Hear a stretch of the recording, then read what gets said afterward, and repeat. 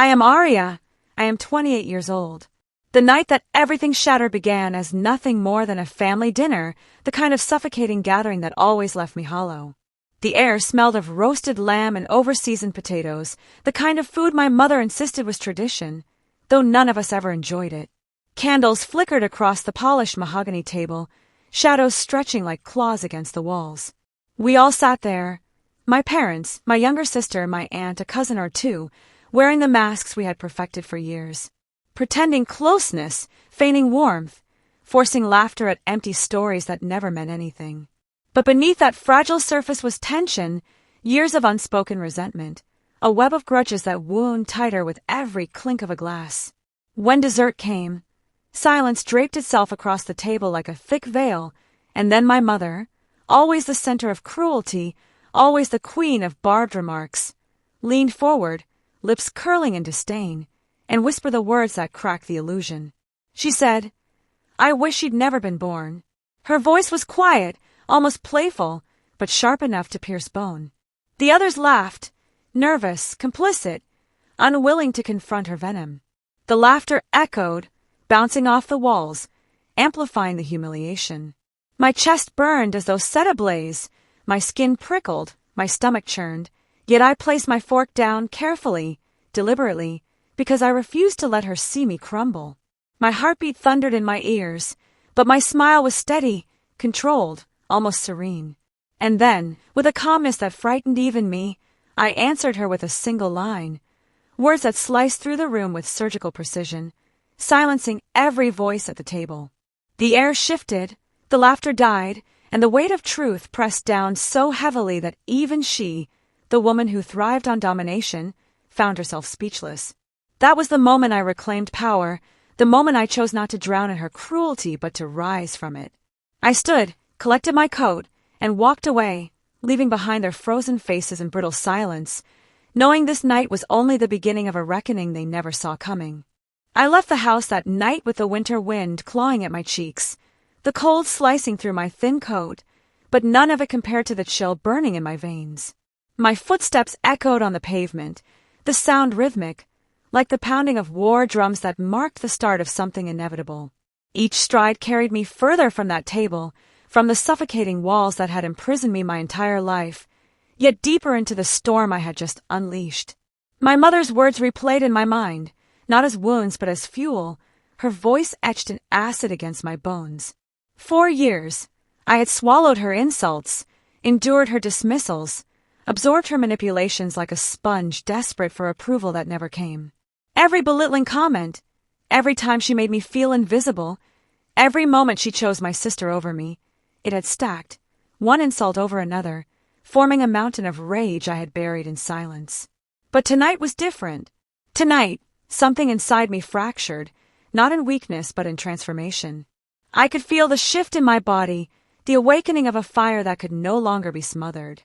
As I walked, the city loomed around me, streetlights casting long, distorted shadows that seemed to whisper promises of vengeance. My breath hung in the air like smoke, my hands trembled, but it wasn't fear, it was anticipation. I thought about their laughter, the way my father glanced away, unwilling to confront the cruelty, the way my sister smirked as if my pain was entertainment.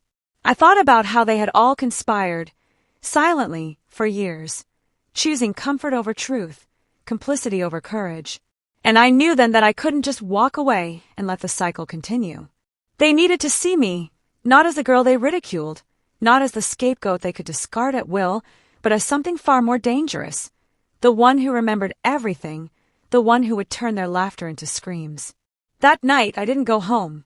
I wandered the city until dawn painted the sky with ash and fire, and in that sleepless haze I began to plan, not out of impulse, but out of necessity.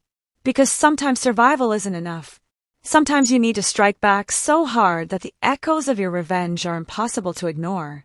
By morning, exhaustion clung to me like a second skin, but beneath it pulsed clarity sharper than any blade. I sat in a quiet cafe, its windows fogged from the heat of brewing coffee, watching strangers rush through their lives, unaware of the storm I was preparing to summon. A notebook lay open in front of me, its blank pages daring me to etch the future I envisioned, a future where I would no longer be their victim but their undoing. My pen moved as if guided by something greater than myself, sketching names, moments, memories that had scarred me, each one a reminder of how far their cruelty reached. I wrote down my mother's endless cutting remarks, my father's cowardly silence, my sister's smirks that delighted in my pain. Each entry felt like an incision, precise and deliberate, until the page was filled with an anatomy of betrayal. For years, they had convinced me I was weak, that I didn't deserve love, that my very existence was an inconvenience. But as the words flowed, I realized I held the power of memory, and memory was a weapon. Because unlike them, I never forgot. My strategy wasn't just about anger, it was about justice. I needed to unravel their carefully woven facade of perfection, expose the darkness they cloaked in respectability. I thought about my mother's pristine reputation among her friends, her obsession with appearances, the way she would rather die than let the world glimpse her rot. I thought about my father's job, his desperate need for respect from colleagues who idolized his supposed integrity. And my sister, always painted as the golden child, adored by neighbors, doted upon as the flawless daughter. They had built their fortress out of lies, and I was the only one who knew every crack in the foundation. The plan wasn't about violence, it was about truth, the kind of truth that burns brighter than any flame. I would become their mirror, forcing them to confront the reflection they had spent years denying. As I sipped the bitter coffee that morning, I realized revenge wasn't born in anger. It was born in silence, in patience, in the meticulous gathering of everything they hoped would stay hidden. And I swore to myself, as the sun broke through the clouds and painted the streets gold, that by the time I was finished, their laughter would never echo again. Days turned into weeks, and each sunrise brought me closer to the storm I had envisioned in that cafe. I moved carefully, like a hunter circling prey, masking my intentions with politeness while sharpening the edges of truth behind closed doors. I gathered evidence not in haste, but with the precision of someone who knew the smallest detail could unravel an empire of lies. From my mother's credit card bills that revealed secret purchases she had hidden from my father, to the emails where she whispered venom about her friends, the woman who claimed moral superiority was nothing more than a hypocrite rotting beneath her mask. I uncovered my father's indiscretions, quiet payments to silence mistakes, his so-called integrity built on fragile foundations. And my sister, the one worshipped as flawless, had debts she buried, affairs she covered, betrayals that painted her as far from perfect. Piece by piece, I stacked their secrets like kindling, each discovery a spark that promised to blaze. Yet as I collected their sins, I found my resolve hardening not into hatred but into something purer, clarity. For the first time in my life, I wasn't the girl crushed under their shadows. I was the architect of their reckoning.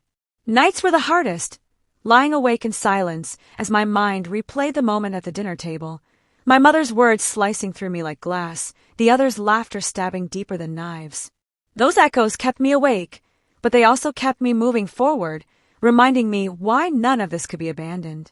I imagined their faces when truth flooded their carefully constructed world, the panic in their eyes, the realization that the daughter they dismissed as powerless had become their undoing. And even as doubt whispered in the corners of my mind, asking if I was going too far, if I was becoming the monster they had painted me to be, I silenced it with the knowledge that survival demanded more than silence. It demanded justice. And justice, I decided, would arrive not with fury but with precision. Soon, their empire of lies would collapse, not by my hands alone, but by the weight of their own sins dragged into the light. The night of reckoning came not with thunder, but with a quiet hum of anticipation. I stood in the back of the community hall, heart steady, watching as neighbors, colleagues, friends, all the people who worshipped my family's illusion, gathered for the charity gala my mother had orchestrated to display her perfection. Candles flickered against glass walls, laughter bubbled through the air, violins sang sweet melodies, and the stage was set exactly as I needed it to be. When my mother stepped forward, pearls gleaming on her neck, eyes glittering with the pride of a woman convinced she owned the room, I pressed the button in my pocket. The projector behind her screen flickered, and instead of her carefully edited slideshow of family smiles, the truth bled across the canvas. Images of her secret letters, receipts of betrayals, Her venomous words about those sitting in the audience. It unfolded in silence sharp enough to cut bone. Gasps filled the room, whispers spread like wildfire, and my mother's voice broke into stutters as she clawed at excuses. Then came my father's truths, financial records, messages that stripped away his facade of integrity, and his shoulders collapsed under the weight of exposure. Finally, my sister's hidden affairs, her debts, her broken promises, all illuminated in ruthless clarity. The hall erupted, the once adoring crowd recoiling as my family's empire turned to ash before their eyes. And I stood there, unseen in the shadows, not as their daughter but as the architect of their ruin. For once, there was no laughter at my expense, no mocking glances, no dismissal of my existence. Only silence, heavy and absolute, as their world collapsed. Walking out into the night air, I inhaled deeply, the chill filling my lungs like liberation. I wasn't broken anymore. I wasn't invisible. I had carved justice from the lies that tried to erase me. And as the stars burned above, I knew this was only the beginning of a life built on my own terms, free from their chains. If you love the story, don't forget to like, subscribe, and comment below. Your support fuels more amazing stories like this.